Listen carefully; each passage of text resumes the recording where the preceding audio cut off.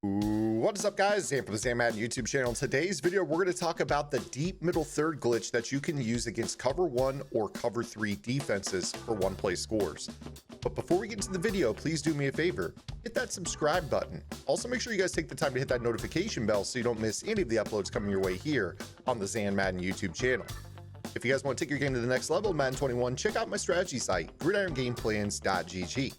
Gridiron Game Plans is your one-stop source for all things competitive Madden.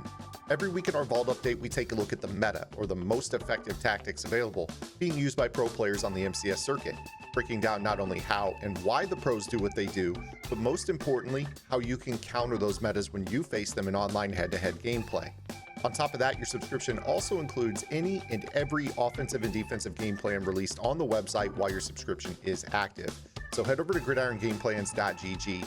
$9.95 per month unlocks the entire website, and you can opt out at any time. Okay guys, without further ado, let's get into today's video.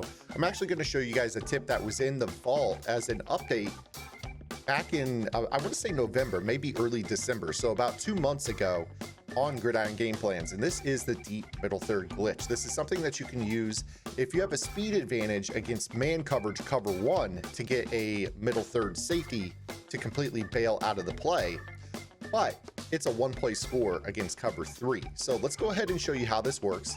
This is a formula that you can employ out of most spread sets. You're going to want trips. So I'm going to show this to you out of Y trips. And what you want to do is align your trips to the wide side of the field. Now, I'm going to go ahead and call cover 3 with hard flats here because the key here is that if you don't get your slot receiver chucked, meaning no jam or push animations within the zone, this ends up being a lot easier for you. So what we're going to go ahead and do is we're going to take our solo receiver on the backside and we're going to put him on a smart routed in route. We're going to block our running back. Our tight end is going to go on an out route. Our middle receiver on the trip side is going to go on a streak, and our outside receiver will run a comeback route. This route combination is going to end up giving you a one-play touchdown because what ends up happening is when our backside dig, Mike Evans, crosses the field, the middle third safety on this play is going to glide across the formation, letting our streak in the seam slip behind him for an inside pass lead over the top. So what I'm going to do here is kind of show this to you. You're going to notice that when this player glides across, we have this inside pass lead over the top of his head for this one-play score. So this is a really, really easy way that you can manipulate cover 3, provided that you get the time in the pocket. Let me go ahead and show that to you again. So the backside receiver is going to go on a deep in route. Our tight end is going to go on a square out, a little short square out. Our middle receiver is going to run a streak, and our outside receiver is going to run a comeback route. Again, you do need time for this to set up. So we got 2 really good pass rushers in Kenny Clark and Zadarius Smith with abilities here. Hopefully our pass protection holds up. But if it does, you're going to be able to throw this ball with an inside pass lead, rip it over the top of that middle third player for a one-play score. This formula will work out of most trip sets. I think that it's best when you actually have a tight end though. So kind of keep that in mind. So if you take a look at for instance, you could call a formation like gun doubles offset to add some window dressing to this if you wanted, right? So imagine we called, let's just call whatever play we want, maybe curl flat. And we go back into cover 3. And again, this is going to work against any type of cover 3 in which your slot receiver isn't jammed. So if they base align their cover 3, if they play a cover 3 hard flat, or if they set their zone depths, that's another way that basically zone coverages will not chuck. So if you set your purple zone to 25 yards, they won't actually jam. Or if you set your purple zone to 5 yards, they won't jam.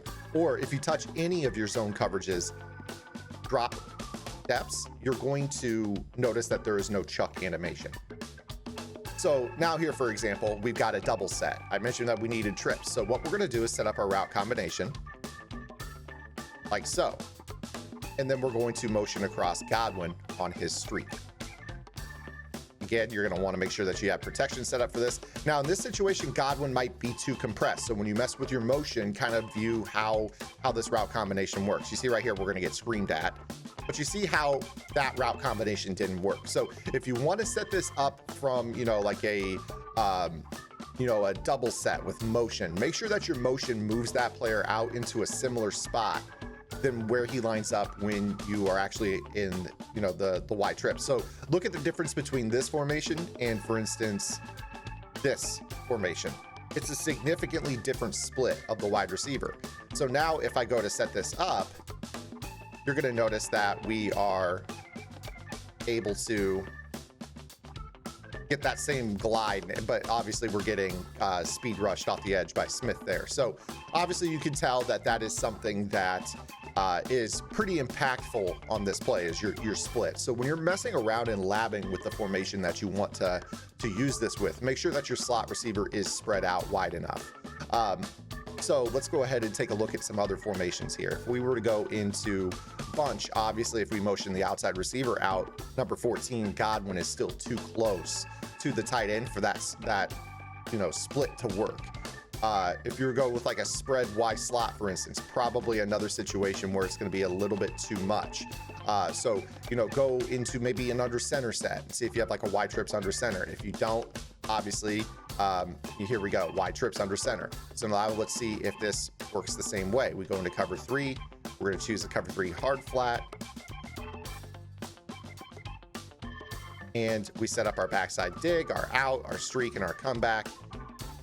You see here that we should be able to get that inside pass lead, and we do. And we actually got to throw out a sack right there. But you could definitely tell that that middle third player is moving across the formation with this dig. So if you take a look right here, this is the player. As he runs this dig, watch that center fielder. He starts to glide across the formation looking at the dig, and then the streak, number 14, gets in behind him. So this was an easy one-play score over the top, provided that we weren't block shed. So again, guys, take this into the lab. This is something that you could probably run in your offense. I mean, most offenses in the game have the ability for you to some way or another manipulate the spread of your receivers to get this trip style one play score over the top. Again, it does require a little bit of time in the pocket to hold up, but you see here, when you do, you can rip this throw for the one play score. So that is today's video, guys. If you guys liked it, make sure you guys give it a thumbs up. If you have any questions, comments, concerns, or complaints, drop those below as well. Make sure you guys subscribe to the channel. We'll see you guys here with our next video upload. Until then, this is Zan. Get the lab in. Good luck.